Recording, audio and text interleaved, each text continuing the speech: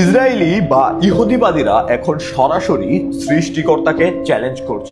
এরা এমন ভাবে চ্যালেঞ্জ করছে যেমন ভাবে করেছিল কওমে লূত। শুরু থেকে আপনাদেরকে বলি, এই জুনে ইসরায়েলিরা বিশাল আকারে বিলিয়ন ডলার ফান্ডিং খরচ করে রেড সির কাছে একটা ডেজার্টে, একটা মরুভূমির মধ্যে এমন একটা সিটি তৈরি করতে যাচ্ছে। এই প্রাইড সিটিতে তারা বিলাসবহুল লাক্সারি হোটেল, কনসার্ট, পুরো 96 ঘন্টার জন্য বিশ্বের সবচেয়ে দামি দামি র্যাপার, সিঙ্গার থেকে শুরু করে ডান্সার সবাইকে সেখানে আমন্ত্রিত করছে।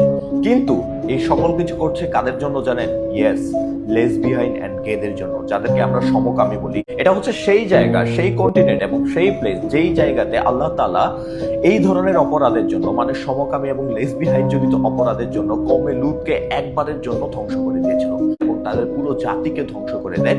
বাইবেলে এই ঘটনাটা সদমন গমোরা নামে হচ্ছে আপনার পরিচিত, এন্ড কোরআন শরীফে কওমে লূত নামে। এটা হচ্ছে হযরত লূত আলাইহিস সালামের সময়কার ঘটনা। এখন ইসরায়েলিরা সেম ঘটনাটা ওই জায়গাতে সেম প্লেসে ঘটাতে যাচ্ছে। জায়নিজম বা ইহুদিবাদীদের একটা ফেমাস লজিক্যাল থিওরি আছে। তারা চায় পৃথিবীর মধ্যে এত বেশি পাপাচার বৃদ্ধি হোক, এত বেশি দুর্নীতি, সিন্ডিকেট হচ্ছে, অবিচার, অনিয়ম তৈরি হোক, তার ফলে তাদের মাসিহা বা দাজ্জালের আগমন ঘটা যেন একদম বাধ্যতামূলক হয়ে পড়ে বা ম্যান্ডেটরি হয়ে পড়ে। পৃথিবীতে যখন পাপাচার এত পরিমাণ বেড়ে যাবে, যখন হচ্ছে সকল পাপের সীমা অতিক্রম করে ফেলবে, তখনই দাজ্জালের আগমন ঘটবে। তারা সেই জিনিসটাই ঘটাতে চায়।